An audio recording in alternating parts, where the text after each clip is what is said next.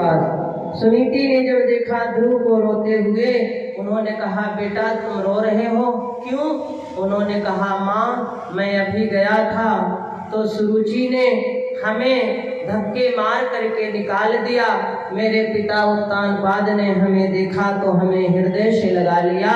इसके बाद सुरुचि जैसे ही आई वैसे ही मेरे हाथ को पकड़ करके फेंक दिया उसने, और उसने मुझे कहा तुम मेरे पुत्र नहीं हो, यहाँ पर बैठने का अधिकार मेरे पुत्र का है, तुम्हारा नहीं है, तुम यहाँ से जा सकते हो।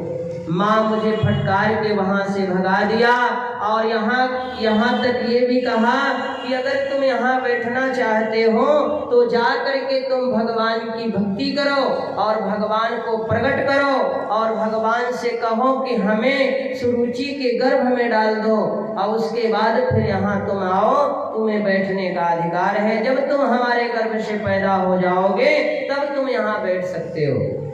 ध्रुव जी को रोते हुए देख करके माता सुनीति कुछ नहीं बोली। ध्रुव जी ने कहा माँ मैं एक एक चीज का बदला लूंगा सुरुचि से, लेकिन सुनीति ने कहा नहीं पुत्र, इस प्रकार से किसी का अमंगल नहीं सोचना चाहिए।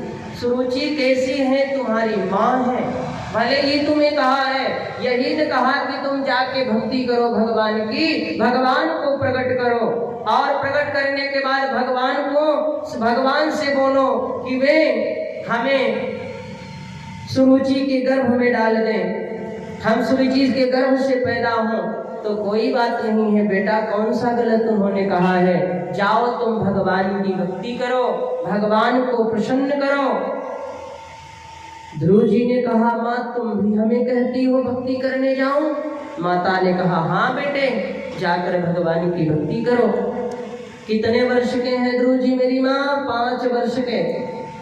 5 वर्ष के ध्रुव जी रात बिताते हैं और उन्होंने सोचा माँ ठीक कह रही है, मैं चल करके भगवान की भक्ति करूँगा और भगवान से ही प्रार्थना